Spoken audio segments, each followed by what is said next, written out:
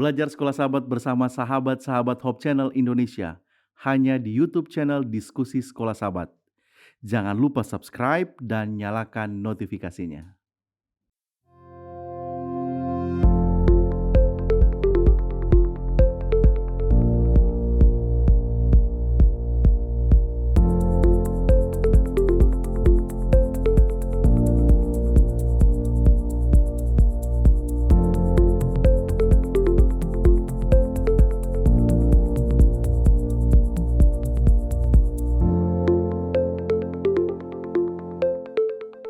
Selamat datang di Diskusi Sekolah Sahabat, sebuah diskusi pembelajaran Alkitab yang mendalam untuk menguatkan iman kepercayaan kita kepada Tuhan.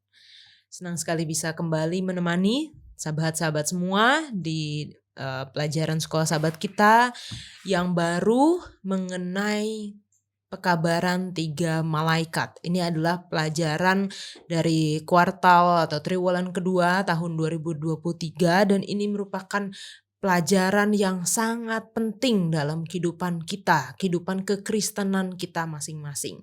3 pekabaran kosmis. Dan selamat datang juga bagi teman-teman yang sudah ada di studio. Terima kasih sudah mau berdiskusi bersama. Dan kembali lagi kita akan membacakan beberapa komentar-komentar dari sahabat-sahabat kita yang telah menuliskan di YouTube channel Diskusi Sekolah Sahabat. Mungkin saya boleh minta Kak Wiwi ya untuk bacakan komentar yang pertama. Dari Tuti Manulang, puji Tuhan saya sangat terberkati dengan pelajaran Sekolah Sahabat ini. Terima kasih tim, Tuhan memberkati. Amin, terima kasih, puji Tuhan Saudari Tuti yang sangat terberkati. Biarlah terus mengikuti pelajaran Sekolah Sahabat kita dan terus menggali lebih dalam akan firman Tuhan. Untuk selanjutnya Pendeta David boleh? Ya, ini dari Nisha Kindangen ya. Shalom, saya dari Jemaat Bintuni, Papua Barat. Wah, luar biasa ya. Puji Jauh Tuhan, ya. jauh.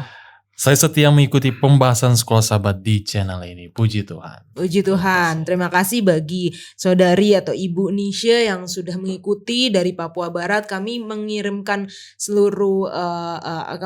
salam juga untuk seluruh jemaat yang ada di Jemaat Bintuni, Papua Barat. Sebenarnya Ibu Nisha ini memberikan pertanyaan, tapi yang kurang berhubungan lah dengan pelajaran kita. Jadi kami arahkan ke program Hope Channel lainnya, yaitu Tajam, Tanya Jawab Alkitab. Nah, silahkan bagi teman-teman juga mungkin yang ada pertanyaan kurang berhubungan dengan tema kita sepanjang triwulan ini, yaitu pekabaran 3 malaikat, silahkan bertanya di program Tajam ya. Dan yang terakhir Pendeta Heski, silahkan juga. Ini pertanyaan ya? Iya, ini pertanyaan juga ya sepertinya ya. Mungkin boleh nggak perpuluhan dibagi 2, dikirim di jemaat setengah, di Hope Channel setengah. Sebab saya dapat pengetahuan surgawi dari jemaat dan Hope Channel. Tanggapannya, ini kalau mau ambil yang baiknya boleh misalnya langsung kirim ke Hope Channel. Tapi kan kita sudah pelajari sama-sama 3 bulan sebelumnya. Bolehlah itu dikirimkan di jemaat di mana Bapak berada. Nanti akan ada pembagian, kan kita sudah ikuti pelajaran Sekolah Sahabat 3 bulan ya. Itu dikirim ke jemaat, nanti tidak ada yang tinggal, nanti semua dikirim ke rumah perbendaharaan, nanti dari sana juga akan ada presentasi yang tinggal dan ada yang dikirim. Kalau mau support Hope Channel juga bisa dengan persembahan-persembahan khusus kita untuk support Hope Channel. Terima kasih Bapak Bakti Suwantoro. Oke, terima kasih Pak Pendeta Heski. Kita juga sudah membalas komentar teman-teman ini di YouTube channel dan kami juga memberikan link Tajam ya, Tanya Jawab Alkitab yang pernah membahas akan hal ini. Jadi boleh ditontonnya juga ya.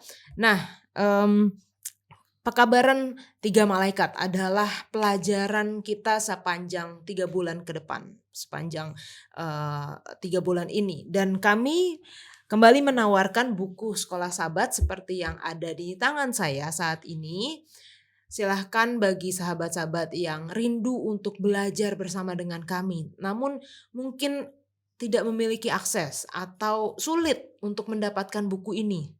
silahkan hubungi nomor call center Hope Channel Indonesia, sebutkan saya ingin memiliki buku pelajaran sekolah sahabat. Nah, nanti kami akan tanyakan juga alamat lengkap, nomor telepon, sehingga kami dapat mengirimkan buku ini secara gratis ke tempat Anda masing-masing. Mungkin karena jumlahnya yang terbatas, segera hubungi kami, atau juga ada mungkin satu orang yang meminta lebih dari satu, ya kalau untuk dibagi-bagikan atau kepada sahabat-sahabat yang lain silahkan, tapi kalau misalnya hanya untuk diri sendiri di-keep saja itu sangat sayang sekali ya, karena pemirsa kita juga banyak sekali dan setiap triwulan itu selalu habis gitu stok buku sekolah sahabat, sehingga kami senang bisa membagikan buku ini kepada sahabat-sahabat sekalian. Pekabaran 3 malaikat adalah pekabaran belas kasihan terakhir dari Tuhan kita, Tuhan Yesus Kristus sebelum kedatangannya yang kedua kali. Pekabaran itu adalah Injil murni dan sederhana disajikan di dalam konteks kebenaran masa kini.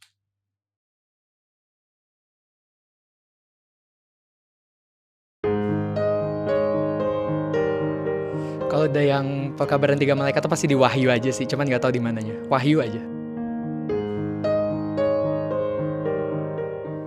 Pekabaran 3 malaikat, terus tanda-tanda binatang, pokoknya sekitar itu aja lah. Ya karena itu kalau buat kita sebagai umat Kristen, umat Advent itu ya untuk mempersiapkan kita untuk kedatangan Tuhan yang kedua kali, karena semuanya sudah jelas, apalagi didukung sama buku Daniel, udah makin clear lah. Sembahlah Allah dan muliakanlah Dia karena telah tiba saatnya penghakiman. Kalau nggak salah gitu ya.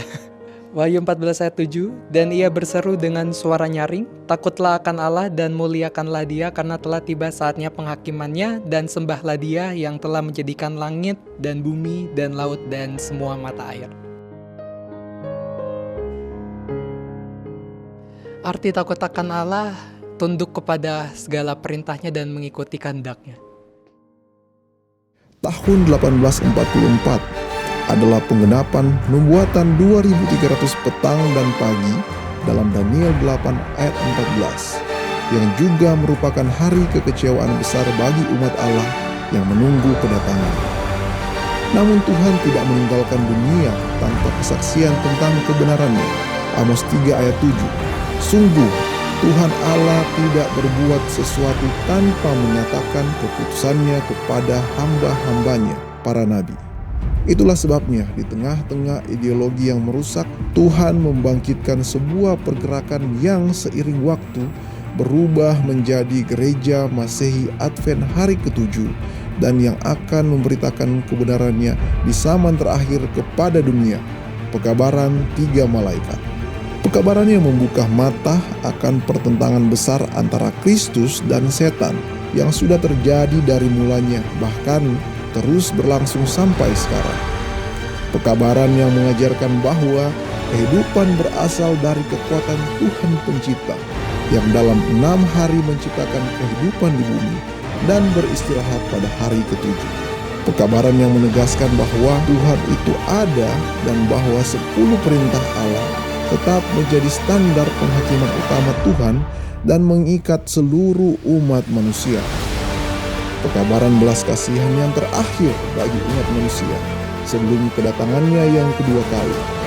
3 pekabaran kosmis.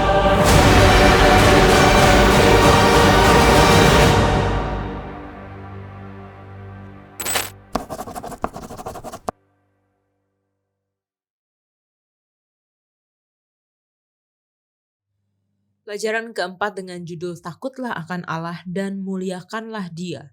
Ayat hafalannya terdapat di dalam Wahyu 14 ayat 12. Yang penting di sini ialah ketekunan orang-orang kudus yang menuruti perintah Allah dan iman Yesus. Kita akan sama-sama berdoa untuk membuka diskusi kita. Kita minta Pendeta David untuk berdoa. Mari sama-sama kita berdoa. Bapa Tuhan Allah kami yang bertahta dalam kerajaan surga, kami puji muliakan nama-Mu untuk berkat yang Tuhan berikan, sehingga kami dapat kembali berkumpul dan mendiskusikan akan pelajaran firman Tuhan melalui sekolah sahabat ini. topik yang sangat menarik yang dapat membawa kami lebih meneguhkan iman kami dan percaya kami kepada Yesus Kristus, bahkan kepada kebenaran yang Tuhan telah bagikan melalui firman ini. Kiranya Tuhan memberkati agar pekabaran tayangan ini menjadi berkat bagi siapapun yang mendengarnya. Pemirsa yang saat ini sedang menyaksikan juga akan menjadi terberkati dan membagikan firman ini kepada siapapun yang ada di sekitar mereka. Kami serahkan hidup kami ke dalam tangan-Mu dan jam diskusi ini. Di dalam nama Yesus kami berdoa. Amin. Amin. Baik, terima kasih Pendeta David. Pekan lalu kita telah belajar introduction atau awal dari pekabaran malaikat pertama, yaitu mengenai Injil yang kekal. Dan pelajaran pekan ini kita masuk kepada isi dari pekabaran itu. Nah, pekabaran pertama itu cukup panjang ya, jadi banyak detail-detail topik yang akan kita pelajari sepanjang pekan ini maupun pekan-pekan mendatang. Tapi khusus pada pelajaran kita adalah mengenai takutlah akan Allah dan muliakanlah Dia. Nah, kalau kita baca di dalam pelajaran kita, kata perjanjian baru Yunani untuk kata takut di dalam Wahyu 14 ayat 7 yang mengatakan takutlah akan Allah dan muliakanlah Dia, kata takut di situ adalah phobeo yang merupakan akar kata dari fobia, mengacu pada ketakutan atau kecemasan yang berlebihan dan tidak proporsional terhadap suatu objek atau situasi tertentu. Karena hal ini kita telah bertanya kepada followers dari Instagram Hope Channel Indonesia mengenai fobia. Kita lihat jawaban-jawaban mereka ya. Pertanyaan pertama, kamu punya fobia akan sesuatu hal nggak? Kamu punya ketakutan akan sesuatu hal? 61% mengatakan punya fobia atau ketakutan akan sesuatu. Lalu kita tanyakan fobianya, kalau punya fobianya tentang apa? Ada yang fobia terhadap masa lalu. Ada yang fobianya berenang. Ada lihat lubang-lubang kecil. Wah, ini menarik ya, karena ngelihat lubang-lubang kecil dia rasa takut gitu. Fobia sama kupu-kupu, fobia sama manusia, fobia sama balon. Oh, ini mungkin yang suka kagetan ya kalau balonnya pecah gitu. Aerofobia, fobia sama katak, sama ketinggian, sama zombie, sama apa lagi nih? Nah, sudah. Itu adalah ketakutan yang dialami oleh teman-teman kita dari Instagram Hope Channel Indonesia. Puji Tuhannya, ketika kami tanya apakah fobiamu sampai mengganggu kehidupan sehari-hari, 21% menjawab iya. Artinya hampir 80%, 4/5 yang walaupun memiliki fobia tetapi itu tidak mengganggu kehidupan mereka. Puji Tuhan. Dan gimana cara kamu untuk menangani fobia itu? Yang ada jawaban dengan mindset better mikirin masa depan yang bisa diperjuangkan daripada masa lalu yang gak bisa diapa-apain lagi. Mungkin ini yang fobia terhadap masa lalu tadi ya. Lalu dengan sabar, menjauh. Ini mungkin hal yang sering dilakukan orang juga kalau fobianya terhadap kupu-kupu atau katak atau lubang-lubang kecil tadi. Oh ya, jauh daripada terjadi sesuatu yang tidak diinginkan ya. Semakin kecemasan yang terjadi dalam hidup mereka, dalam pikiran mereka. Lalu ada banyak berdoa, menghindar jauh-jauh, berdoa kepada Tuhan supaya fobia saya itu dihilangkan. Berdoa, ini banyak juga yang berdoa. Hadapi saja. Lalu ada juga ya berdoa. Ya, jadi banyak yang menangani ketakutan mereka dengan berdoa. Sekarang ketika kita belajar mengenai Wahyu 14 ayat 7, takutlah akan Allah dan muliakanlah Dia. Kata takut di sini apakah sama dengan yang tadi kita sudah tanyakan kepada teman-teman, takut, fobia, kecemasan akan sesuatu hal, atau takut yang seperti apakah di dalam Wahyu 14 ayat 7, Kak Wiwi? Jadi fobio ini sebenarnya lebih ke reference atau penghormatan. Kalau kita lihat beberapa kali dari Matius sudah diberikan diulangi kata fobia itu ketika malaikat datang, Maria takut dan segala macam itu bilang fear not itu fobio. Jadi ini bukan jenis ketakutan teror yang seperti itu, tapi ini lebih ke penghormatan, memberikan loyalitas, penghargaan lebih seperti itu. Oke, Pendeta David? Dan kalau bisa kita lihat juga di sini, fobio yang dimaksud ini karena mengacu kepada penghormatan, kepada kekaguman pada Yesus, berarti kita menempatkan Tuhan, Yesus ini juga di tempat yang terutama. Tempat yang sangat berperan penting, sangat menguasai kehidupan kita, supaya kita ini tunduk dan taat kepadanya. Karena ada elemen di sini seperti master sebagai ownership, sebagai owner, pemilik dari kehidupan, dan kita sebagai yang hidup atau yang diciptakan dalam Tuhan.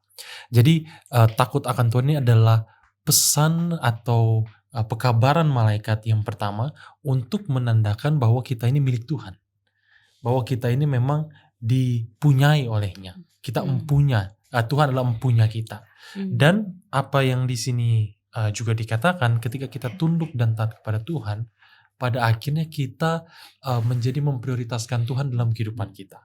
Apa saja yang kita miliki, apa saja yang kita lakukan, prioritasnya itu kepada Tuhan. Ini berbeda dengan setan yang kalah. Beberapa minggu lalu kita pelajari. Kalau setan yang kalah itu, dia memprioritaskan diri sendiri, memprioritaskan keinginan pribadi. Tapi kalau takut akan Tuhan dan pekabaran malaikat pertama ini memang memprioritaskan Tuhan, bukan diri saya sendiri. Jadi sangat kontradiksi terlihat di antara apa yang pekabaran malaikat sejak dari pertama dikatakan dengan apa yang Lucifer lakukan juga. Oke, Pendeta Hezki? Dengan membuat Tuhan yang pertama dan terutama, kita menempatkan di sana ada satu sifat atau ada satu reaksi kita, yaitu tidak dengan rasa takut. Dalam artian kita membuat Tuhan yang terutama dengan rasa bahagia, sukacita, karena itu sense yang ada di dalam Alkitab ketika berbicara takut akan Tuhan itu selalu disertai dengan bergembira, joy, bersukacita. Jadi tidak ada terkesan khawatir, takut yang digambarkan oleh kata itu sebenarnya. Contoh misalnya di Mazmur pasal 2 ya. Mazmur pasal 2 ayat 11. Beribadahlah kepada Tuhan dengan takut, kata yang sama juga muncul, and rejoice with trembling. Jadi ada unsur sukacita. Lucu ya kalau bilang takut tapi senang gitu, bahagia. Itulah yang dikatakan Pastor David tadi. Saya langsung ke menambahkan ya, Pastor David bilang ya, dia yang pertama. Menjadikan Tuhan yang pertama itu harus dengan sukacita, harus dengan bahagia. Ayat yang lain, si Wiwi juga tadi katakan bahwa kita hormat ya. Imamat 19 ayat 3, Imamat 19 ayat 3 yang dia pakai itu adalah hormat kepada orang tua. Bagaimana sikap hormat itu? Ayat 3 dikatakan, setiap orang di antara kamu haruslah menyegani.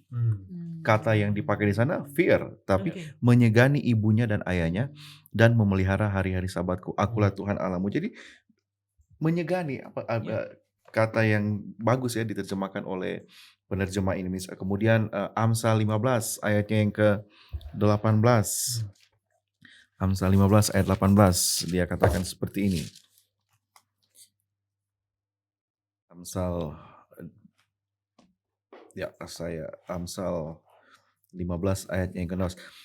Lebih baik sedikit barang dengan disertai takut akan Tuhan daripada banyak harta dengan disertai kecemasan. Dia mau kembali kata fear of the Lord itu lebih baik. Itu daripada banyak harta kemudian penuh dengan kecemasan. Takut di sini nggak ada cemas. Takut kepada Tuhan itu segan.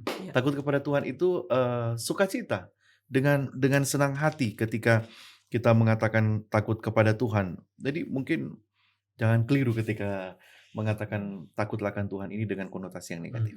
Iya. Jadi kalau kita lihat bahasa Indonesia kita mungkin terbatas juga ya untuk menyampaikan Betul. apa sih Menggambarkan, itu betul. fear of the Lord Iya. gitu. Menyatakan takut akan Tuhan. Jadi bukan takut karena rasa bersalah, Ya. bukan takut karena image Tuhan itu suka cari-cari kesalahan, Betul. bukan seperti itu ya, tetapi takut tadi seperti yang sudah dijelaskan menjadikan Tuhan yang pertama dan Pertama, terutama, menyegani ada sukacita di situ dan memberikan penghormatan kayak Ya. in awe ya, Awe, in awe gitu. Nah, seberapa jauh takut akan Allah harus mempengaruhi cara hidup kita dan cara kita untuk mengambil keputusan setiap hari, Kak Wiwi? Yaitu mengubah motivasi kita yang pertama. Yang paling dasar membuat kita melakukan satu tindakan kan motif. Nah, ketika kita motifnya karena takut atau reference tadi ya, itu nanti akan menghasilkan keputusan yang berbeda, tindakan, ucapan, dan cara kita bekerja, bahkan pola hidup, pola makan, itu semua langsung berbeda walaupun tampaknya seperti tidak berbeda ketika kita bekerja di satu kantor. Semuanya berusaha untuk baik, berusaha dapat gaji yang bagus. Tapi ketika kita belajar tentang menghormati Tuhan, kita tahu output kita itu bukan untuk uang gitu, bukan untuk nama baik dan segala macam. Nanti akan walaupun lama mungkin pembuktiannya, tapi itu akan menghasilkan output yang berbeda banget. Ya, jadi motivasi kita melakukannya. Jadi saya ingat ada satu tayangan pendek dari Hope Channel tuh, seseorang yang lagi duduk lalu dompetnya jatuh, ada seorang yang di sampingnya lihat nggak ada orang, dia mau ambil gitu ya. Pas dia lihat ternyata di atas ada CCTV gitu. Terus, aduh kelihatan nih, ya udah saya balikin lagi lah. Gitu. Jadi mungkin motivasi itu berpikir bahwa Tuhan melihat, Tuhan ada, Tuhan hadir, Tuhan terutama, tapi bukan untuk yang ini karena ada Tuhan nih takut nih. Ya, ada lagu yang If the Savior Stood Beside Me ya. Jadi jikalau penebus itu ada di samping saya, apakah saya jadi takut dalam kehidupan saya sehari-hari? Apakah saya jadi takut dalam arti yang ketakutan atau tadi memberikan penghormatan? Mungkin Pendeta David ada yang mau ditambahkan? Kalau kita baca juga ya, ini kembali ke Mazmur tadi Pastor Resi sudah sampaikan. Mazmur 119 ayat 73 dan 74. Ini luar biasa dikatakan oleh pemazmur dengan kaitannya tentang penurutan atau taat kepada perintah Tuhan. Di sini dikatakan, tanganmu telah menjadikan aku dan membentuk aku, berilah aku pengertian supaya aku dapat belajar perintah-perintahmu. Orang-orang yang takut kepadamu melihat aku dan bersuka cita, sebab aku berharap kepada firman-Mu. Ya, amin. Ada yang berkata, karena kita sudah diselamatkan oleh kasih karunia, kita terbebas dari melakukan perintah Tuhan. Kita tidak perlu melakukan perintah Tuhan karena kita sudah diselamatkan kasih karunia. Sebenarnya bukan seperti itu. Kita dibebaskan dari penghukuman, dari hukum itu sendiri, bukan dari hukumnya. Hukumnya itu tetap kita memiliki tanggung jawab untuk melakukan hukum tersebut pada saat kita sudah memperoleh kasih karunia-Nya. Jadi Tuhan tidak pernah membebaskan kita dari hukum, tapi Dia membebaskan kita dari hukuman karena ketidakmampuan kita untuk menuruti hukum. Jadi kasih karunia itu selain memberikan kita kebebasan dan pelepasan dari dosa, Dia juga memberdayakan kita untuk menaati hukum. Kita disanggupkan, kita dimampukan, kita diberdayakan, bahkan bacaan kita katakan. Dengan itu maka fear God atau takut akan Allah itu menjadi masuk akal. Karena kalau kita takut akan Allah tapi hanya karena takut kita seperti mengerikan begitu ya, kalau dikatakan Tuhan, berarti kita tidak enjoy, tidak menikmati hidup diselamatkan oleh Tuhan. Tapi kita takut itu karena sukacita, seperti tadi Pastor Rizky katakan, dan memiliki tanggung jawab. Kita hidup dengan panggilan dan tanggung jawab untuk memenuhi kehendak Allah dalam kehidupan kita. Nah, dengan itu kehidupan kita lebih free, tetapi bukan yang absolutely free. Kalau absolutely free kan seenaknya aja ya Betul. kan, seenak perutnya misalnya dikatakan. Karena kita udah diselamatkan, kata Yesus, akulah anak raja. Kayak anak raja bisa suka-suka gitu katanya. Tapi tidak seperti itu. Yesus katakan, Tuhan katakan, ketika kita menjadi anak Tuhan, kita mengikuti perintah-perintahnya. Dan Mazmur juga sudah katakan bahwa kita bisa belajar. Hal ini luar biasa, bukannya patuh dalam arti kita harus tunduk dan jadi merasa mengeri, tapi kita belajar dari Tuhan dan perintah-perintahnya hari demi hari, saat demi saat, ketika kita bertumbuh di dalam Tuhan juga. Oke. Dan ayat ini luar biasa ya, karena ini sama seperti pekabaran pertama itu, bahwa Tuhanlah yang menjadikan kita, yang membentuk kita. Pastor Heski mungkin ada yang mau ditambahkan? Iya, takut akan Tuhan itu mempengaruhi sejauh mana akan terlihat dalam kehidupan kita. Orang yang takut akan Tuhan, yang hormat, yang segan sama Tuhan, orangnya akan menjadi orang yang tidak egois. Contoh pertama di dalam alam semesta ini ya Lucifer itu sendiri ya. Karena dia tidak ada rasa hormat sama Tuhan, dia egois. Jadi sebagai orang muda, mungkin juga bagi kita sebagai umat Tuhan, perlu rasa takut itu sama Tuhan, rasa hormat. Dan kalau biasanya ada anak-anak hafal ya, Amsal 1 ayat 7. Takut akan Tuhan. Ya, permulaan. Tetapi kalau Ayub bukan mencerminkan yang Ayub katakan soal takut akan Tuhan itu lebih strong lagi. Dia katakan Ayub pasal 29. Tadi kan kalau pengkhotbah bilang takut akan Tuhan permulaan ya. Permulaan kan pengetahuan atau hikmat. Ayub 29 ayatnya yang ke-29, dia katakan bagus ya ayatnya 29. Ayub 28. Ayub 28. Kurang satu pasal, banyak ayat ya. Ayub 28 ayat 28 dikatakan, tetapi kepada manusia ia berfirman, sesungguhnya takut akan Tuhan itulah hikmat. Jadi bukan hanya sekedar permulaan hikmat, takut akan Tuhan itu adalah wisdom itu sendiri. Jadi selain, kalau apa artinya wisdom? Seorang yang takut akan Tuhan itu akan tahu bagaimana dia punya kehidupan. Kalau saya punya bagian ini Pastor David punya bagian, saya tidak akan perlu berusaha untuk ambil Pastor David punya bagian. Saya akan jalankan apa yang menjadi bagian saya. Itu pengaruh dalam kehidupan sehari-hari. Itulah yang terjadi dengan Lucifer. Dia kurang berhikmat. Dia berhikmat, tetapi keegoisan itulah yang membuat dia kehilangan. Jadi takut akan Tuhan, itulah hikmat. Orang yang takut akan Tuhan akan lebih merendahkan diri, tidak egois dan sebagainya. Begitu juga bagian saya tidak akan mengambil bagian Pastor Rizky. Sudah ada bagiannya, Mas. Betul sekali. Dan di ayat yang lain aku juga dapatkan bahwa takut akan Tuhan itu menjauhi kejahatan. Tadi yang ayat Ayub 28 ayat 28 juga itu mengatakan menjauhi kejahatan itulah akal budi gitu. Jadi bagaimana kita menyikapi takut akan Tuhan itu ternyata outputnya sangat besar sekali di dalam kehidupan kita. Dan itu akan terlihatnya mungkin kalau dalam pelajaran pekabaran 3 pekabaran malaikat ini, kita akan mempelajari bahwa kita bisa melakukan itu bukan karena diri kita sendiri. Benar sekali. Artinya, saya bisa kok menjauhi kejahatan. Saya bisa kok hidup baik gitu ya. Saya bisa kok hidup berhikmat, saya bisa hidup ini dan itu. Tapi ketika kita mempelajari pekabaran 3 malaikat, kita benar-benar menyadari bahwa semuanya karena Tuhan. Kita gak akan bisa dengan kekuatan kita sendiri. Kita akan melanjutkan pelajaran kita, jangan kemana-mana.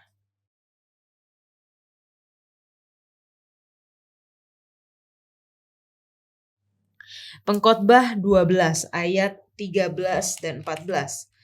Akhir kata dari segala yang didengar ialah takutlah akan Allah dan berpeganglah pada perintah-perintahnya. Karena ini adalah kewajiban setiap orang. Karena Allah akan membawa setiap perbuatan ke pengadilan yang berlaku atas segala sesuatu yang tersembunyi, entah itu baik, entah itu jahat.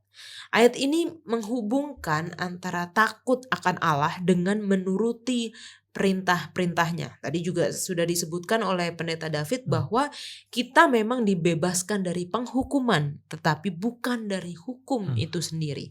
Artinya dari law, dari hukum ya. Namun pertanyaannya adalah kalau Injil membebaskan kita dari penghukuman akan hukum Taurat itu, apakah artinya kita tidak akan dihukum walaupun kita melanggar? Lalu kalau misalnya kita tidak dihukum walaupun kita melanggar, apa tujuannya kita menurutinya gitu? Seperti banyak yang katakan, peraturan itu dibuat untuk dilanggar katanya.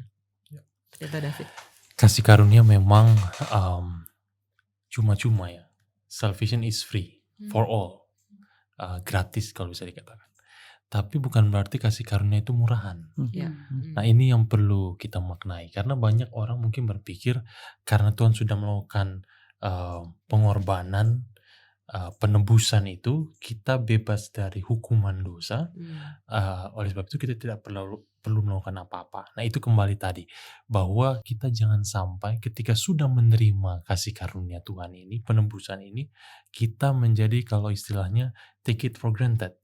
Menjadi menyepelekan atau istilahnya menganggap enteng apa yang sudah Tuhan lakukan dan berikan dalam kehidupan kita. Justru ketika kita memaknainya lebih dalam, kita hidup dengan rasa tanggung jawab itu tadi dan rasa bergantung kepada Tuhan, berserah. Bahwa sebenarnya apa yang Tuhan lakukan dalam kehidupan kita itu memang sudah dipenuhi, tetap perlu keterlibatan kita untuk bertumbuh di dalamnya lagi. Dan memang betul kita sudah bebas dari hukuman dosa, tapi kita belum bebas dari kuasa dosa. Ini dua hal yang berbeda. Hukuman dosa dan kuasa dosa itu berbeda karena caranya untuk Tuhan melakukan pembebasan itu sudah dilakukan. Tapi Tuhan kan tidak bisa memaksa untuk kita menerimanya dan bertumbuh di dalamnya. Tuhan tidak bisa memaksa. Memang ada lagu katakan kan, my God is so big, so strong and so mighty, there is nothing my God cannot do. Itu dalam arti sempit mungkin betul ya. Tuhan tidak segala sesuatu Tuhan bisa lakukan. Tapi ada yang Tuhan tidak dapat lakukan, yaitu memaksa kita untuk menjadi menurut atau untuk taat kepadanya. Tuhan tidak bisa lakukan itu. Karena kalau Tuhan bisa lakukan jadi pemaksaan nanti. Kita jadi robot. Hanya seperti mesin yang dipaksa untuk ikut Tuhan. Jadi bisa dibayangkan kalau Hawa waktu memakan buah itu, mau memakan buah itu lalu kemudian Tuhan larang, orang katakan kan kenapa tidak dicegah dosa itu masuk. Mungkin bisa Tuhan lakukan, tapi akhirnya jadi memaksa. Tuhan tidak melihat voluntary atau kesukarelaan manusia untuk mengikuti dia. Nah karena Tuhan telah membuka free will atau kebebasan memilih itu tadi, maka harus dari kitanya untuk mengikuti Tuhan dan bertumbuh di dalamnya. Jadi apa yang harus kita lakukan pada zaman ini, saat ini ketika sudah memperoleh kasih karunia adalah bertumbuh di dalamnya.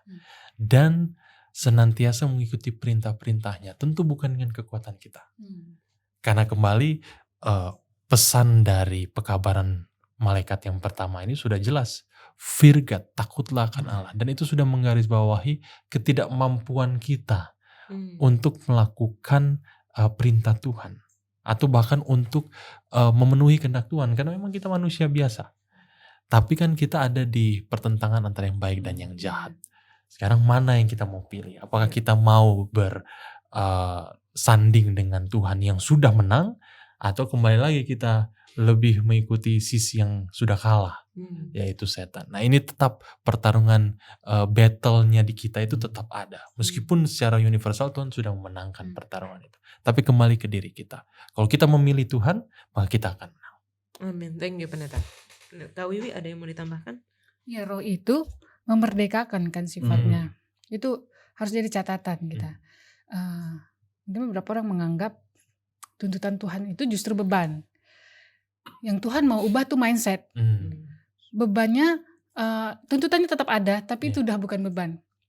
Sama kayak kita, dan itu pendeta udah katakan kayak kesehatan. Kita kalau sehat, kita tuh sesukanya, tapi sampai baru kita sakit baru kita tahu betapa baiknya Tuhan menjaga kita sakit, betapa pentingnya makanan sehat dan segala macam gitu. Nah, Tuhan mau ajarin itu, jangan dong. Jangan gara-gara ada neraka kamu baru mau aku. Karena takut neraka kamu baru mau surga. Nah, kemerdekaan itu, kemerdekaan dari fobia, kemerdekaan dari trauma, depresi, itu kan semua gara-gara fear yang semacam itu. Tuhan mau memerdekakan. Ketika saya tahu bahwa tubuh ini bau suci, saya jadi suka brokoli. Dulu mungkin setiap makan brokoli merasa itu hukuman. Tuhan ganti mindsetnya, brokoli sih tetap brokoli, tapi saya sekarang makannya udah rasa nikmat. Beda sama dulu, seperti itu kayaknya. Oke. Pastor Reski. Ya, takut akan Tuhan dalam pembicaraan ini kan dia kalau lihat dari katanya, kata Yunani itu bisa berarti dua kan, legalism ataupun a choice. Legalism itu ketika kita menganggap bahwa nggak bisa nggak takut sama Tuhan, nggak bisa nggak takut akan Tuhan itu memang harus terdesak, konotasinya sangat negatif. Apa yang dia minta harus kita lakukan, itu legalism. Apa yang dia atur, apa yang dia minta secara tepat harus diikuti. Tapi kan fear God di dalam cerita sini kan kita nggak memahami itu seperti begitu. Tetapi a choice. Pastor David katakan kembali kepada kita. Dia kasih tawaran. Takut akan Tuhan itu, hormat itu dengan sukacita. Bahagia saya memilih. Bukan dengan rasa takut yang semua. Tuhan kan tidak membuat kita seperti orang yang di hewan dicolok hidungnya ikut itu, enggak gitu. Takut akan Tuhan di sini ya tergantung yang mana kita mau lihat. Legalism atau a choice. Kalau kita memilih ini sebagai pilihan, kita menganggap ini sebagai pilihan, hukuman itu akan dibebaskan daripada kita. Hukum itu itu adalah penuntun kita. Penuntun bukti kita fear God. Tetapi hasil akhirnya akan kita terima, endingnya bahagia deh pokoknya. Pokoknya jangan jadikan fear God itu sebagai legalism. Ujung-ujungnya kita selamat oleh karena perbuatan. Oke, thank you. Nah, takut akan Allah dan muliakanlah Dia. Mungkin ini satu hal yang bisa kita lihat sama ya, satu. Tapi ada hal-hal khusus di dalam kata muliakanlah Dia, terutama di Wahyu 14 ayat 7. Bagaimana caranya kita memuliakan Allah dan mengapa perintah memuliakan Allah ini disebutkan dalam konteks pekabaran malaikat pertama di dalam Wahyu 14 ayat 7. Mungkin boleh dari KWW dulu. Ya, saya pertanyaannya yang bagaimana memuliakan Tuhan aja ya. Salah satu saya dapat di Matius 5 ayat 16. Let your light shine. Ya, biarkan terangmu itu bercahaya supaya dunia bisa lihat perbuatan baik kita. Nah, lagi-lagi pekabarannya Tuhan sudah consecrate kita. Dia menetapkan, bukan karena kita wah hebat nih Yola nih, berhebat nih pastor nih, tapi karena memang baiknya dia tetapkan kita jadi garam dan terang, maka respon kita terima, kita mampu berbuat baik. Di situ Tuhan dimuliakan. Itu aja dulu menurut aku udah satu hal yang gampang untuk memuliakan Dia. Dan di ayat itu salah satu ayat kesukaan saya juga, dikatakan supaya terangmu bercahaya di depan orang, supaya mereka melihat perbuatanmu yang baik dan memuliakan Bapamu yang di sorga. Jadi saya berbuat baik tapi bukan saya yang dipuji gitu, tapi Tuhan Bapa di surga yang dimuliakan. Renta David. Ini sering kita lihat ya ayat ini, tapi boleh kita baca sekali lagi. 1 Korintus 3 16 dan 17. Tidak tahukah kamu bahwa kamu adalah bait Allah dan bahwa Roh Allah diam di dalam kamu. Jika ada orang yang membinasakan bait Allah, maka Allah akan binasakan dia, sebab bait Allah adalah kudus dan bait Allah itu ialah kamu. Memang bukan kita lagi yang hidup, tapi Allah sendiri yang hidup. Di saat tubuh kita, hidup kita menjadi bait Allah, memang representasinya sudah surga jadinya. Representasi Tuhan yang hadir di dunia ini. Rasul Paulus katakan kita adalah surat yang terbuka, Ya. dilihat oleh orang banyak, dibaca oleh banyak orang. Terang, garam. Jadi representasi-representasi yang kita lihat bukan lagi diri sendiri yang hidup, tapi Tuhan yang hidup dalam kita. Garam itu kan kalau ada di makanan sudah tidak terlihat lagi. Tapi kalau garam itu tidak ada di makanan akan terasa bedanya. Jadi kalau kita dalam hidup ini tidak terasa manfaat dan peran kita di kehidupan sehari-hari, nah mungkin kita belum jadi garam dunia, belum menjadi manfaat mungkin bagi sekitar orang. Terang dunia pun begitu. Tidak ada yang bisa menyembunyikan terang dunia meskipun di kegelapan atau di jarak tempat yang jauh sekalipun. Karena terang itu pasti akan terlihat. Inilah satu rangkaian kehidupan yang Tuhan ingin berikan. Karena the idea of worship, penyembahan dari pekabaran firman Tuhan dari malaikat pertama ini sudah terlihat jelas. Bahwa kita menyembah Tuhan, kita takut akan Tuhan, dan hasilnya bukan kita yang dimuliakan, tapi Tuhan yang dimuliakan. Jadi ini juga misalnya ya dalam praktek sehari-hari ataupun di jemaat. Kalau kita berada di depan, ya memang amin itu bukan kepada yang nampil. Betul. Amin itu bukan betul. kepada yang ada di depan, tapi kepada Tuhan. Ya. Karena penyembahan kita memang kepada Tuhan. Kita hanya menjadi sarana, hanya menjadi channel ya, channel of blessings di gereja itu. Kalau di tempat lain mungkin ada yang sampai tepuk tangan dan lain sebagainya. Itu tendensinya jadi bisa ke diri sendiri mungkin. Nah ini yang harus semakin kita tekankan agar kreditnya itu kepada Tuhan, bukan kepada kita. Amin. Thank you. Pendeta Hezki. Ya, bagaimana memuliakan Tuhan? Oke, sekarang persoalannya kan nggak ada lagi manusia yang punya kemuliaan Tuhan. Roma pasal 3 ya, ayat 23, kita semua sudah berdosa dan kehilangan kemuliaan. Jadi harus cari tahu dulu tadi, dan itu sudah dijawab oleh dua sahabat saya ini. Kita harus cari tahu dulu kemuliaan Tuhan itu apa. Baru kita bisa kembali memuliakan Tuhan. Kalau kita kurang mengerti akan kemuliaan Tuhan, ujung-ujungnya kayak tadi. Semua ke kita, semua ke pribadi. Jadi pertama faktanya kita nggak ada manusia lagi yang memiliki kemuliaan Allah. Waktu Musa bertemu dengan Tuhan di Keluaran pasal 33 kan dia bilang, show me your glory. Tapi kemudian Tuhan menunjukkan, baiknya saya baca ayatnya ya, mungkin Exodus Keluaran 33, ya 33 ayat 18-19. 33 ayat 18-19. Perlihatkanlah kiranya kemuliaanmu kepadaku, tetapi firman-Nya, aku akan melewatkan segenap kegemilanganmu dari depanmu dan menyerukan nama Tuhan di depanmu. Aku akan memberikan. Nah, kasih karunia kepada siapa yang kuberikan kasih karunia dan mengasihani siapa yang kukasihani. Jadi dia tunjukkan sifatnya. Dia tunjukkan karakternya. Jadi kemuliaan Tuhan itu adalah sifatnya, karakternya. Dan itulah yang hilang di dalam Roma 3 ayat 23. Yang hilang sejak Adam dan Hawa. Kita semua fall short of His glory. Atau lack of His glory. Kurang. Bagaimana kita memuliakan Tuhan kalau kita nggak ada? Jadi semakin hari kita menyerupai karakternya, semakin hari kita memuliakan Tuhan. Amin. Oke. Nah tadi mungkin bisa sedikit Pastor Hezki.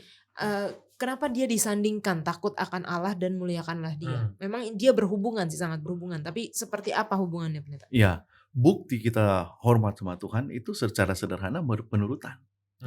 Penurutan. Jadi bukti saya kagum, saya hormat sama Tuhan, saya akan dengan senang menuruti apa yang Dia minta. Jadi kita menurut Tuhan itu bukan dengan ketakutan yang negatif, tetapi dengan rasa hormat, karena karena memuliakan Tuhan di sini juga berarti menghormati Tuhan di dalam our lifestyle. Dan gaya hidup kita itu adalah gaya hidup penurutan, gaya hidup orang yang menurut Tuhan. Jadi sangat berhubungan antara memuliakan Tuhan dan menuruti perintah-perintahnya. Dengan kita menurut perintah-perintah Tuhan, kita memuliakan Dia. Memuliakan Tuhan. Karena itu karakternya Dia dalam hukum itu. Amin. Terima kasih pendeta. Ya. Kita akan lanjutkan pelajaran kita yang semakin hangat diskusinya. Jangan kemana-mana.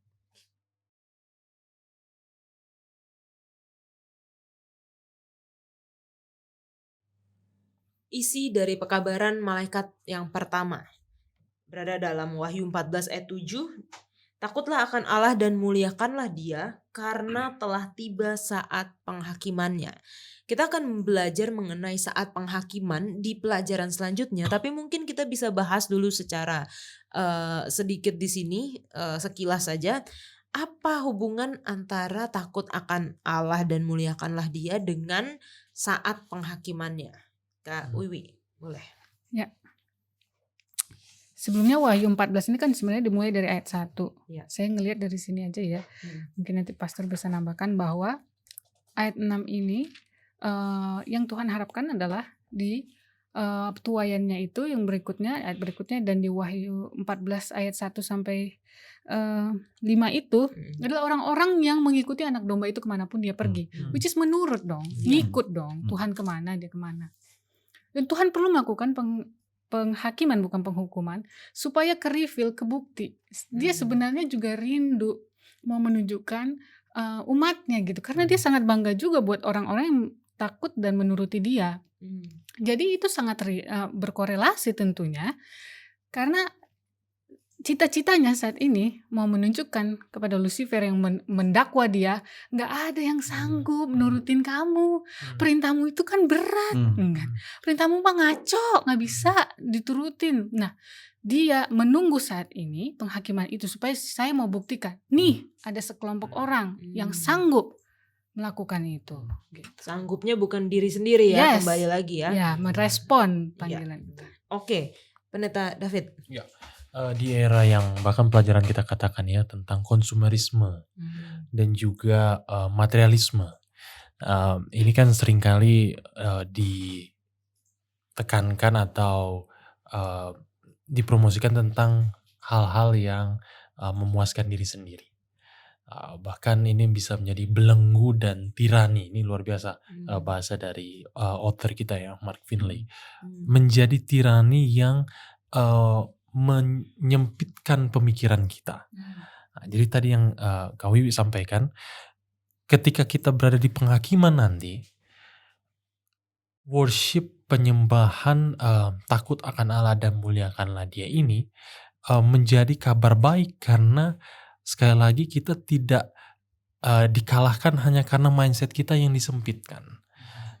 Karena dunia ini semakin menyempitkan pikiran manusia dengan pengaruh-pengaruh yang langsung secara tidak langsung, setan juga yang otorisasinya gitu ya. Kita ini supaya lebih jauh dari Tuhan, lebih tidak memiliki waktu dengan Tuhan, terlalu banyak disibukkan dengan hal-hal duniawi. Seringkali itu menjadi modal untuk kita dibentrokkan dengan Tuhan.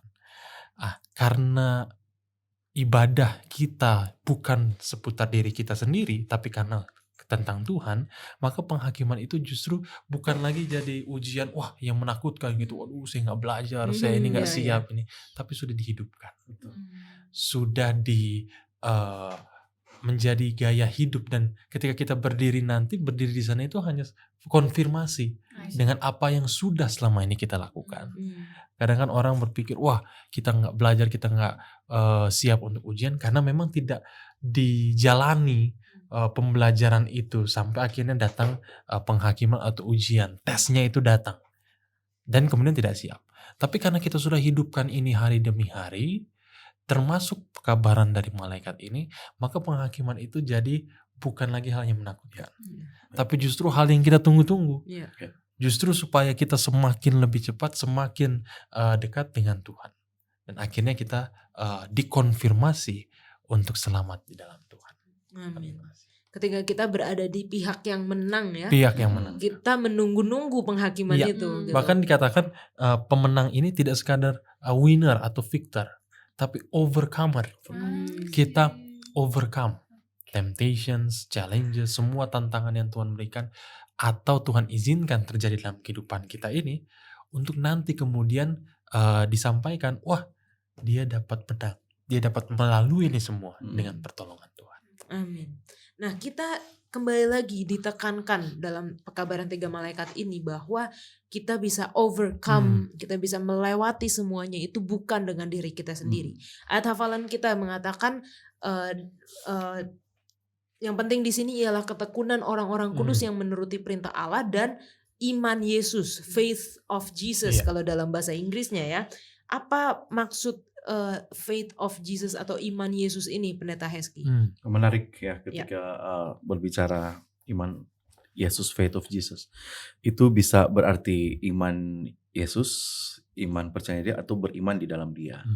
Beriman di dalam dia, faith in Jesus atau faith of Jesus. Itu valid ketika berbicara struktur bahasa Yunani, kedua terjemahan itu valid, bisa diterima. Jadi imannya Yesus atau beriman terhadap Yesus. Nah, kita hanya perlu mengerti bahwa sekarang ini kita kan beriman kepada Yesus. Kita mengimani apa yang Yesus lakukan. Itulah gospel. Saya senang dengan apa yang sudah dikatakan sebelumnya. Ketika kita beriman kepada Yesus, Pastor David katakan ketika kita sudah menerima Yesus, penghakiman itu bukan hal yang menakutkan. Dan inilah pelajaran sekolah sahabat mau ajarkan kepada kita. Ketika kita sampai kepada penghakiman, kita masuk ke sana dengan cara yang benar. Orang-orang kan sekarang ini masuk ke penghakiman dengan cara yang tidak benar. Karena menggambarkan Tuhan itu kejam dan sebagainya.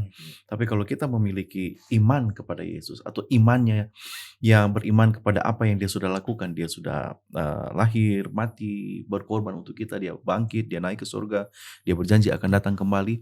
Kita beriman atas pengharapan apa yang dia lakukan, penghakiman itu akan menjadi hal yang baik. Penghakiman itu adalah realitas ilahi, pembuktian realitas ilahi bahwa surga sudah membuat segala sesuatu untuk keselamatan kita. Dan kita harus beriman kepada Yesus. Saat kita menyembah dia, saat kita memuliakan dia, saat kita menghormati dia, kita menghormati di dalam caranya bagaimana Yesus menghormati Bapanya. Faith Yesusnya seperti itu. Iman Yesus itu seperti itu. Melakukan apa yang diperintahkan oleh Bapa di dalam tidak ada rasa takut dan gentar. Bukan itu, tapi dalam rasa hormat. Itulah faith of Jesus. Oke, Pendeta David ada yang mau ditambahkan? Kalau mendengar faith in Jesus kan sudah banyak orang Kristen ya yang juga menekankan. Kita percaya kepada Tuhan. Kita percaya bahwa Yesus telah salib untuk kita. Tapi faith of Jesus ini kalau bisa dikatakan ya ini level yang bisa dikatakan tidak semua orang bisa menempuhnya. Karena siapa yang siap menderita seperti yang Yesus derita misalnya. Dan bahkan Rasul Paulus katakan pencobaan-pencobaan yang kamu alami tidak akan melebihi kemampuanmu. Itu saja sudah berat, apalagi kita mengikuti faith of Jesus, iman Yesus. Tapi kembali lagi memang bukannya untuk menakutkan, tapi pekabaran kitab Wahyu termasuk pekabaran malaikat pertama ini menekankan kepada kita bahwa kita submit, kita berserah dan bergantung kepada Tuhan. Dengan kita submit kepada Tuhan itu, maka yang dilakukan adalah Tuhanlah yang hidup dalam kehidupan kita.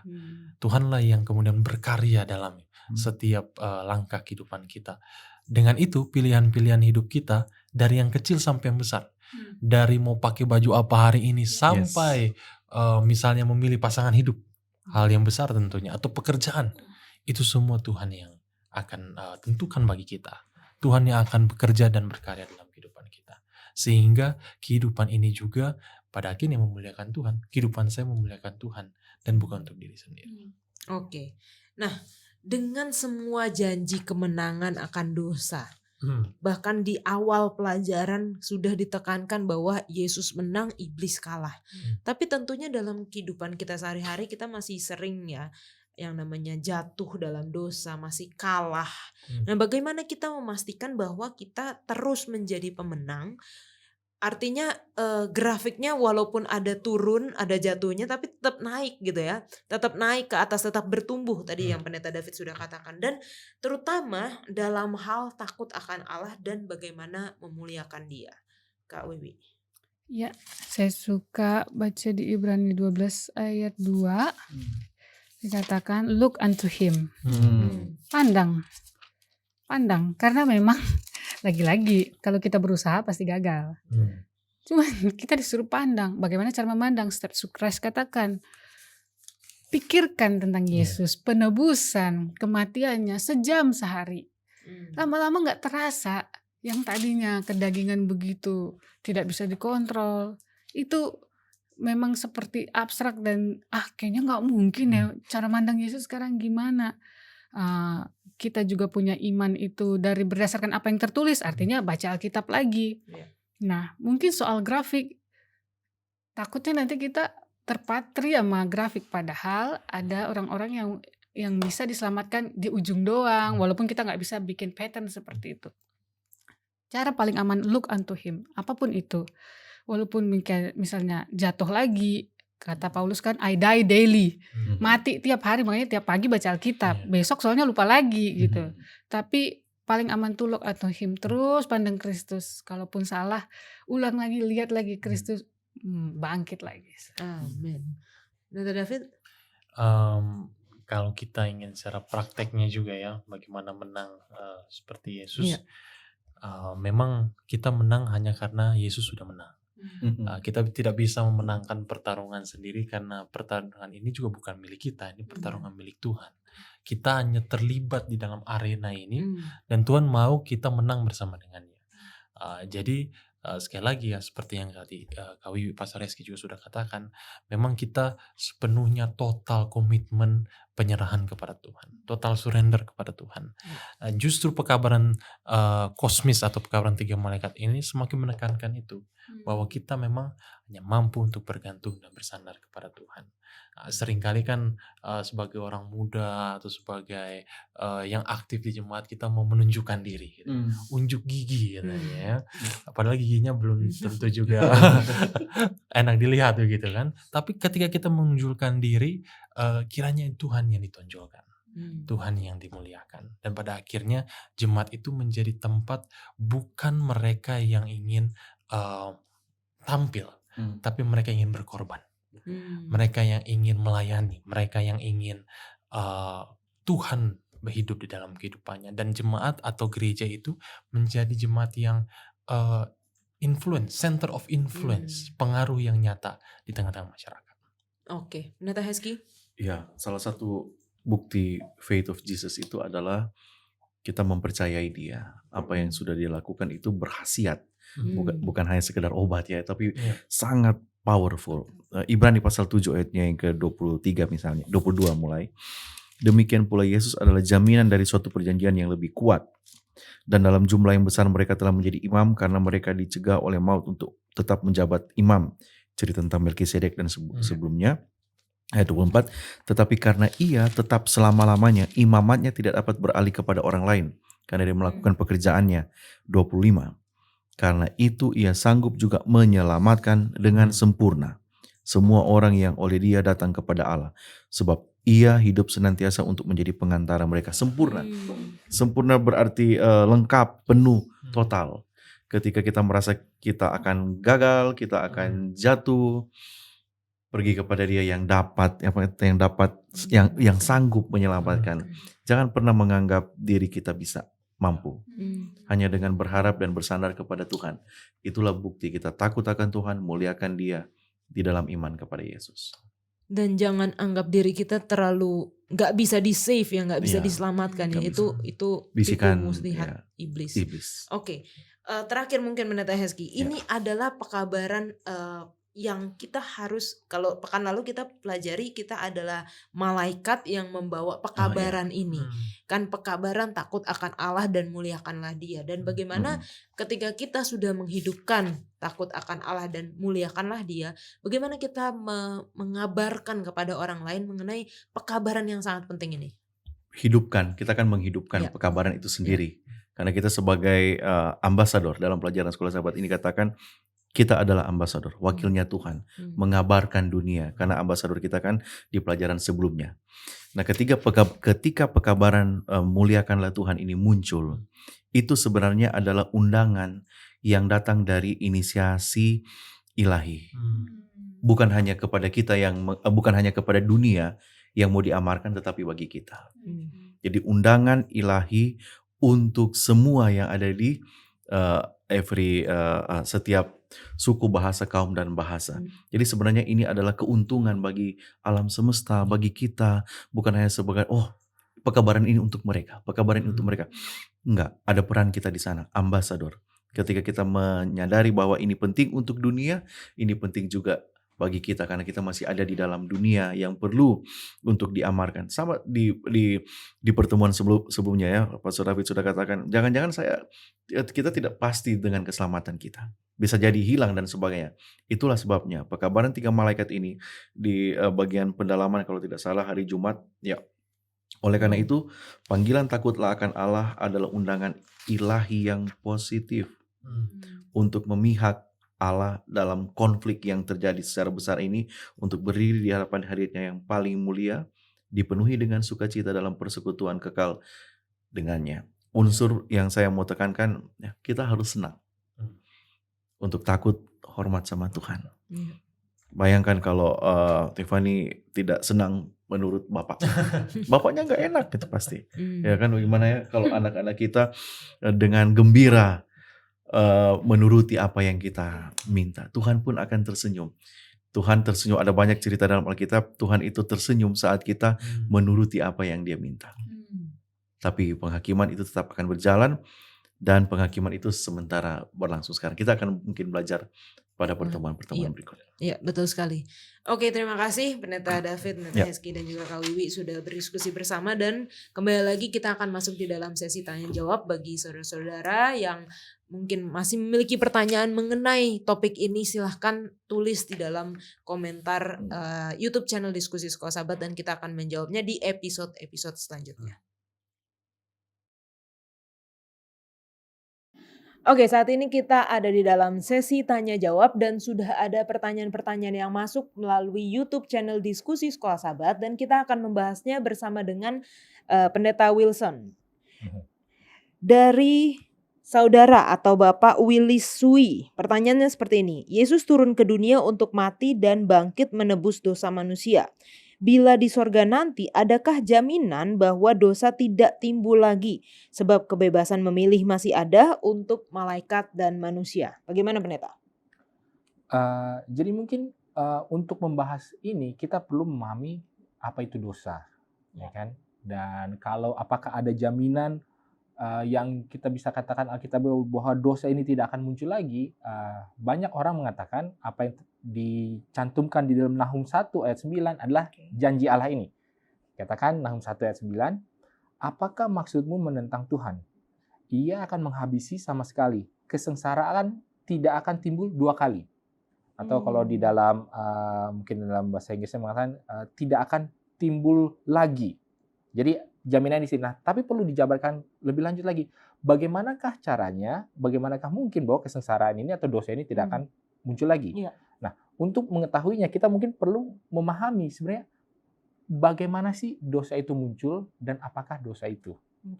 Kan? Kalau di dalam yang selalu orang bilang kan bahwa apa itu dosa? Dosa itu adalah pelanggaran hukum Allah. Namun kalau kita tanya, bagaimanakah dosa itu muncul pertama kalinya?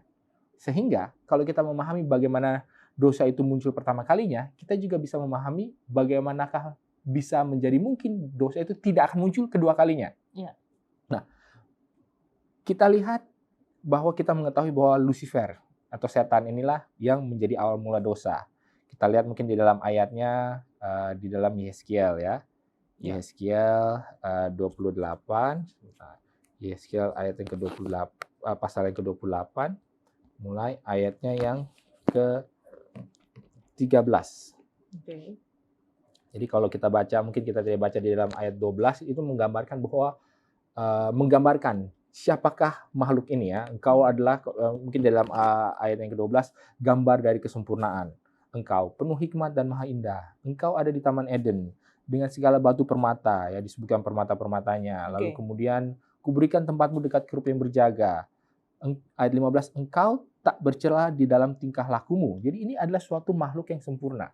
Dikatakan ya, ada diciptakan Allah, ada di Taman Eden, ada di dekat kerup yang berjaga, di Gunung Kudus Allah.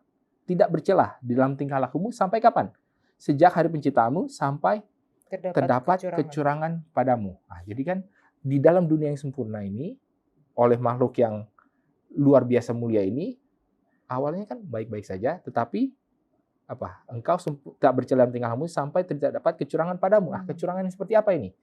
Nah, kita lihat di dalam Yesaya 14, ayatnya mulai ayat ke-12. Dikatakan, wah engkau sudah jatuh dari langit, hai bintang timur, putra fajar. Engkau sudah dipecahkan dan jatuh ke bumi, hai yang mengalahkan bangsa-bangsa. Jadi ada suatu makhluk, ya kalau di dalam King James Version-nya, nah di sini disebut Lucifer ya, bintang timur itulah, putra fajar itulah ya. Bintang timur inilah si Lucifer ini ya, kalau dalam terjemahan New King James-nya dan di terjemahan bahasa Latinnya. Jadi ini mengarah kepada iblis, malaikat yang tadinya sempurna di dalam Yesaya 28, lalu kemudian dia jatuh. Nah, apa yang membuat dia jatuh?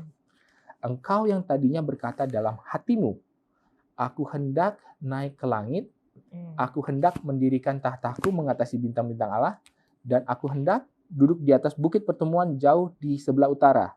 14, aku hendak naik mengatasi ketinggian awan-awan, hendak menyamai yang maha tinggi. Nah, disinilah kita bisa mendapatkan suatu gambaran apa sih dosanya itu, yaitu hendak menyamai yang maha tinggi. Apa ini hendak menyamai yang maha tinggi? Kalau kita baca di dalam Kejadian pasal 3 tentang bagaimana kejatuhan manusia, kita lihat di dalam godaan. Nah, ini kan godaan. Jadi kan bagaimana iblis ini sudah jatuh ya. Kalau di dalam Wahyu 12 bagaimana dia digambarkan sebagai naga ular tua menyeret sepertiga bintang-bintang sehingga ada perang di surga. Lalu kemudian bagaimana caranya dia membuat orang-orang itu mau memberontak. Kita bisa melihat caranya di bagaimana dia mengelabui Hawa ini supaya dia mau memberontak. Di dalam Kejadian pasal 3 ayat yang keempat, tetapi ular itu berkata kepada perempuan itu, sekali-kali kamu tidak akan mati. Tetapi Allah mengetahui bahwa pada waktu kamu memakannya, matamu akan terbuka dan kamu akan menjadi seperti Allah. Seperti apa itu menjadi seperti Allah? Kalau tadi di dalam Yesaya tidak dijelaskan. Tapi di sini ada kata berikutnya. Kamu akan menjadi seperti Allah, tahu tentang yang baik dan yang jahat. Nah, jadi menjadi seperti Allah itu seolah-olah digambarkan sebagai tahu tentang yang baik dan jahat. Tetapi apa itu tahu yang baik dan jahat? Sebenarnya tahu tentang yang baik dan yang jahat itu bukanlah mengenai hanya menggambarkan mana yang baik, mana yang jahat. Tetapi lebih menentukan bagi dirimu sendiri mana yang baik dan mana yang jahat. Jadi ketika Allah bilang begini, mencuri itu jahat. Kalau kita percaya Allah, kita bilang mencuri itu jahat. Tapi kadang-kadang kita bilang, enggak, kayaknya mencuri itu nggak jahat. Saya mau menentukan bahwa ini nggak jahat. Atau mungkin contoh yang lebih kontroversial dan kekinian tentang sesama jenis, hubungan sesama jenis, cinta sesama jenis. Allah mengatakan itu adalah kekejian bagi kita, itu sesuatu yang jahat. Tapi kita bilang enggak, kalau saya cinta kan tidak merugikan siapapun. Saya mau menentukan bahwa kasih saya kepada sesama jenis yang lelaki dengan yang lelaki atau yang perempuan dengan yang perempuan bukan sesuatu yang jahat. Jadi saya mau menentukan bagi diri saya sendiri mana yang jahat dan mana yang baik. Nah, inilah yang menjadi tantangan atau yang menjadi ujian. Nah, kenapa kita bisa yakin bahwa ini tidak akan terjadi lagi? Dengan melihat sejarah dunia ini. Dengan melihat sejarah bagaimana ketika manusia itu menjadi Allah bagi dirinya sendiri, mau menentukan mana yang baik dan mana yang jahat, kita melihat semua kejahatan-kejahatan yang ada. Kita melihat bagaimana akibatnya, sehingga Yesus harus mati, sehingga ada peperangan, sehingga ada kesedihan, sehingga ada segala sesuatu yang ketika Tuhan datang kedua kalinya, semuanya ini akan dihapuskan. Tetapi yang tidak terhapuskan adalah hasil daripada percobaan bagaimana dosa itu dibiarkan ada. Sehingga ketika orang bilang, orang-orang yang mencoba untuk berdosa, dosa yang awal dan dosa yang sebenarnya utama adalah menjadi Allah bagi dirinya sendiri, menentukan bagi dirinya sendiri mana yang baik dan yang jahat. Sudah pernah dicoba kok, dan apa hasilnya? Sesuatu yang jahat-jahat semua kan pada ujungnya. Dan ketika orang sudah menyadari hal itu, orang tidak akan mau lagi melakukannya lagi. Nah, itulah mungkin sebagai jaminan kenapa itu bisa dosa itu tidak akan muncul lagi. Oke, dan disebutkan juga bahwa di Wahyu 14 yang kita pernah pelajari juga bahwa selain yang tuayan itu matang, anggur itu pun atau kejahatan itu pun matang ya. Jadi dosa dibiarkan sekeji-kejinya sehingga orang-orang yang nanti melewati masa-masa itu tidak akan kembali lagi untuk berbuat dosa karena mereka sudah mengetahui. Dan mungkin yang perlu kita pahami juga adalah bahwa ketika di surga nanti, segala sesuatu yang menjadi alasan kita untuk mencuri, membunuh, itu sudah tidak ada lagi. Kenapa saya mencuri? Karena saya kurang uang. Tetapi di surga apakah orang akan kekurangan uang? Enggak. Kenapa saya membunuh? Karena saya harus saling berebut, apakah berebut tanah kah, atau berebut pacar kah, atau berebut kekuasaan kah dengan orang lain, sehingga saya terpaksa harus bunuh dia supaya saya dapat. Tapi kan di surga nanti tidak ada lagi, karena semua orang sudah mendapatkan kekayaannya masing-masing, sudah Kalau iri segala hati macam. mungkin masih ada. Kalau iri hati, itulah sebabnya. Sebenarnya iri hati inilah yang menjadi akar daripada dosa. Karena setan iri terhadap otoritas daripada Allah. Nah, kenapa ketika ini sudah dibiarkan terjadi, orang jadi sudah tahu, ya sebenarnya yang dosa yang paling susah dilawan memang dosa yang di dalam hatinya, ya kan? Tetapi karena orang sudah tahu bahwa iri hati ini, ketika saya mau meninggikan diri ini, inilah akibatnya. Sehingga sudah bisa dilihat. Jadi ibaratnya apa yang terjadi di sejarah alam semesta ini seperti imunisasi, ya kan? Diperkenalkan suatu yang jahat, virus dosa. Sehingga ya udah orang menjadi sakit, demam tetapi kan dia membangun antibodi sehingga bisa dikalahkan.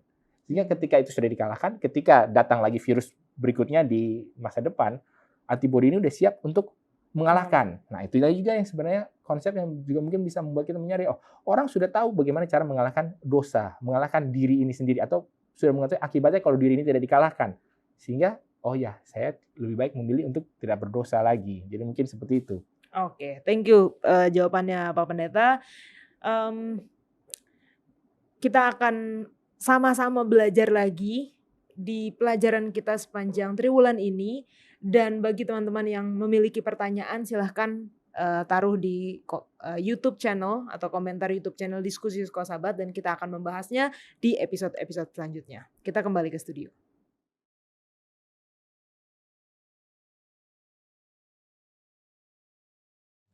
Baiklah, untuk menutup diskusi kita akan undang Pendeta Hezky untuk berdoa. Baik, mari kita berdoa. Bapa di surga, kami berterima kasih untuk panggilan Tuhan lewat pelajaran yang luar biasa ini. Kami akan dianggap bijak, murah hati, penuh dengan kebaikan saat kami hormat sama Tuhan. Itulah bukti kami menghormati Tuhan.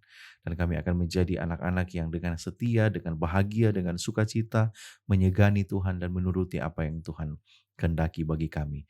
Karena kami sudah melihat contoh yang tertulis dalam Alkitab mengenai Yesus, anak-Mu yang tunggal, yang telah menyelamatkan kami. Bantu kami Tuhan untuk menjadi anak-anak Tuhan yang setia, yang penuh dengan bahagia menurut Tuhan, dan mau menjadi pekabar-pekabar kabar Injil, kabar baik itu. Sertai kami Tuhan di dalam hidup ini, di dalam nama Yesus kami berdoa. Amin. Amin. Takutlah akan Allah dan muliakanlah Dia, bukan dengan kekuatan kita sendiri, tapi dengan iman kepada Yesus, dengan iman Yesus. Kita akan bertemu di episode selanjutnya. Tuhan Yesus memberkati.